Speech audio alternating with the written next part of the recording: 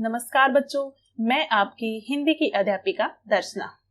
बच्चों, आज हम इस वीडियो के माध्यम से हिंदी गुंजन पुस्तिका से लिया गया पाठ 3 एल्बम, जो कि छठी कक्षा के लिए है, उस पाठ का एक्सप्लेनेशन मैं आपको करवाऊंगी। उम्मीद है आप सबको समझ आएगा। तो बच्चों, पाठ का नाम है एल्बम। इसके लेखक हैं सुदर्शन जी। ठीक है, तो सबसे पहले हम कोई भी ये पाठ पढ़ते हैं तो उसके लेखक परिचय के बारे में, या फिर कोई कविता पढ़ते हैं तो कवि परिचय के बारे में जान लेना अति आवश्यक है। तो इसीलिए सबसे पहले हम जानते हैं एल्बम पाठ के लेखक सुदर्शन जी के बारे में। देखिए, सुदर्शन का जन्म 1896 में अविभाजित पंजाब के सियालकोट नगर में हुआ। ठीक है, उस समय पंजाब का विभाजन नहीं हुआ था, सियालकोट नगर में हुआ। इन्होंने कई उपन्यास तथा कहानियां लिखी। इनके प्रमुख कहानी संग्रह हैं पुष्पलता, सुप्रभात, सुदर्शन, सुधा, सुदर्शन सुमन, पनघट, परिवर्तन, भागवंती और राजकुमार प्रमुख इनके उपन्यास हैं। प्रमुख कहानियां हैं हार की जीत, कवि की स्त्री, एल्बम और गुरु मंत्र। ये तो हो गई इनकी रचनाएं। अब 16 दिसंबर 1967 को इनका स्वर्गवास हो गया। 16 दिसंबर 1967 को वो स्वर्ग सिधार गए और इन्होंने एल्बम एक मार्मिक कहानी है जो हमारे बीच प्रस्तुत की है, और सुप्रसिद्ध लेखक हैं सुदर्शन जी। और ये कहानी जो है लिखी है इनके द्वारा, एल्बम अत्यंत मार्मिक है। मार्मिक होता है हृदय को छूने वाली, दया दर्शाने वाली। ठीक है, तो इसमें क्या है, इस कहानी में लेखक ने क्या दर्शाया है कि एक उदार हृदय वाला, कि दूसरों की सेवा करने वाला, दूसरों की मदद करने वाला सेठ है, दयालु है, परोपकारी है, उसके स्वभाव का वर्णन किया गया है। कि एक बार क्या होता है, सादीराम नाम का एक साधारण पंडित है। तो किसी कारणवश, क्योंकि घर में आवश्यकता तो पड़ ही जाती है पैसों की, तो वो जो लाला है सदानंद जी, उससे पैसे उधार ले लेता है। लाला सदानंद से 500 रुपए उधार लेता है। तो फिर उधार तो, क्योंकि वो पंडित भी है, वो ईमानदार है, पैसे चुकाने के लिए वो प्रयास करता है, तो थोड़े थोड़े रुपए इकट्ठे करता है कि उसको उधार चुकाने के लिए। फिर जब भी उसके पास थोड़े बहुत पैसे इकट्ठे हो जाते हैं तो कोई ना कोई खर्च आन पड़ता है और पैसे खर्च हो जाते हैं। क्योंकि साधारण परिवार में ऐसा ही होता है, जब पैसे इकट्ठे हो जाते हैं तो कई बार मूलभूत आवश्यकताओं के लिए, या फिर कई बार कोई खर्चा आ जाता है, उसके लिए वो पैसे इकट्ठे किए हुए लगा दिए जाते हैं। ठीक है, और उसके बाद फिर से वो बिना पैसे के रहता है और उसको चिंता बहुत सताती है कि लाला सदानंद के 500 रुपए मैं कैसे लौटाऊं, और बहुत ही दुखी होने लगता है कि किस प्रकार मैं 500 रुपए लौटाऊं। लाला सदानंद को भी इस बात का अनुभव होता है कि ये दुखी है, ये पैसे लौटाना चाहता है और लौटा नहीं पा रहा है, तो मैं किस प्रकार इसकी मदद करूं। तो बड़ी सूझबूझ से लाला सदानंद एक बार उनके घर आते हैं और उनके घर देखते हैं कि किसी अलमीरा में बहुत सारी पत्रिकाएं रखी हुई हैं। तो वो सादीराम पंडित को बोलते हैं कि ये क्या है। बोलते हैं ये पत्रिकाएं हैं। तो ये सेठ ने बोला कि अगर आप ये पत्रिकाएं रद्दी में बेच दो तो इसके कम से कम 1000 रुपए तो मिल जाएंगे। ठीक है, ऐसा वो बोलते हैं।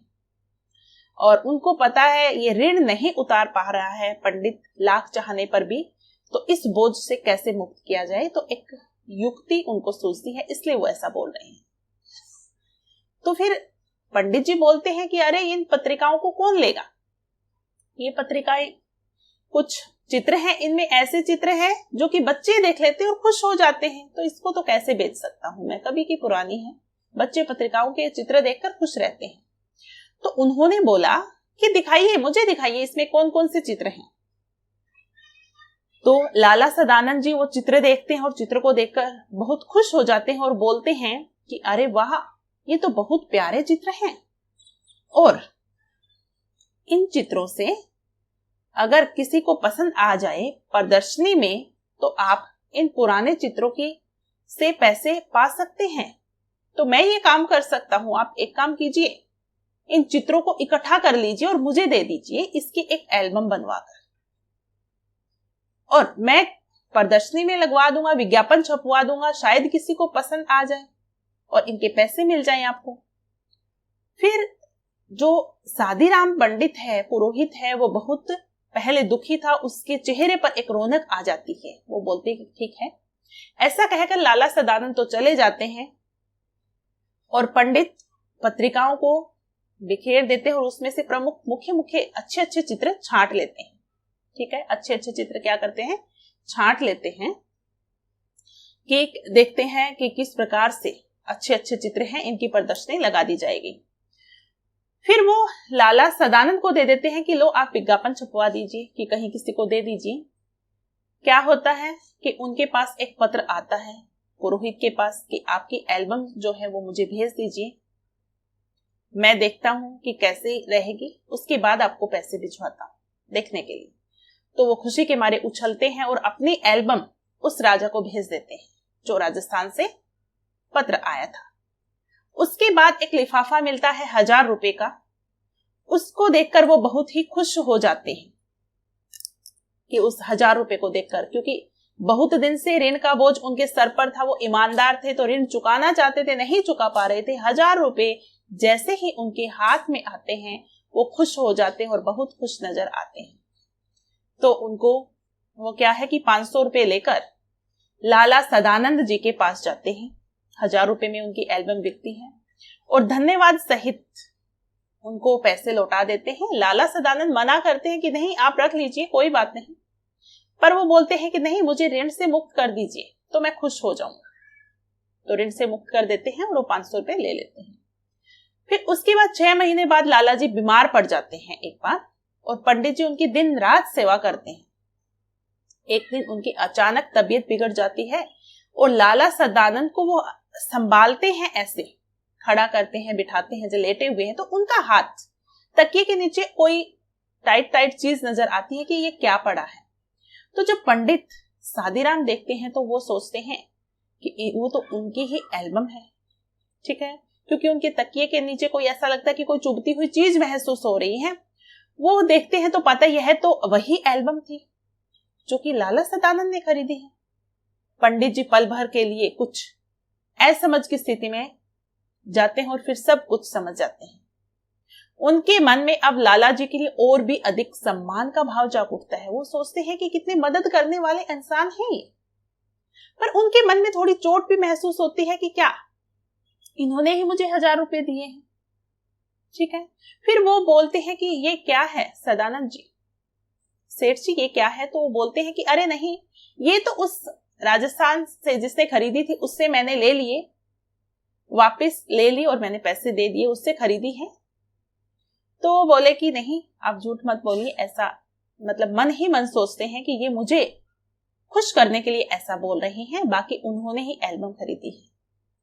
तो इस कहानी का अंत यहीं पर होता है। और क्या सोचते हैं सादीराम जी, आज के समय में भी ऐसे इंसान हैं जो ईमानदारी से इतनी परोपकार की भावना रखते हैं कि दूसरों पर उपकार करते हैं, कि उसको देखकर उनके मन ही मन में उनके प्रति और भी इज्जत बढ़ जाती है। तो इसी प्रकार ये कहानी हमारे बीच सुदर्शन जी ने प्रस्तुत की है। क्यों? क्योंकि वो चाहते हैं कि हमें भी ये सीख मिले कि अगर हम कुछ कर सकते हैं तो जरूरतमंदों के लिए कुछ करना चाहिए, जितना हम कर सकते हैं, तो उसके लिए हमें पीछे नहीं हटना चाहिए। इस कथा में मानवीय भावनाओं की बारीकियों को लेखक ने हमारे बीच में उजागर किया है, और उनकी यही बड़ी खूबी है, वो मानवीय भावना जो है उनको उजागर करते हैं। तो बच्चों ये कहानी मुझे तो बहुत पसंद आई। एल्बम आपको कैसी लगी जरूर बताना कमेंट करके, और लाइक जरूर कीजिए अगर वीडियो पसंद आई, और अपने दोस्तों को शेयर करना ना भूलें। पहली बार आए हैं तो सब्सक्राइब कर दीजिए, क्योंकि इसी चैनल पर आपको हिंदी और संस्कृत सभी वीडियोस मिलती रहेंगी। अगर कोई भी चैप्टर आपको चाहिए तो मैसेज कीजिए, कमेंट कीजिए, मैं जरूर वो बनाऊंगी। थोड़ा टाइम लग सकता है 1 वीक का, पर मैं बनाऊंगी। ठीक है, तो वीडियो देखने के लिए आप सभी का बहुत बहुत धन्यवाद। नमस्कार।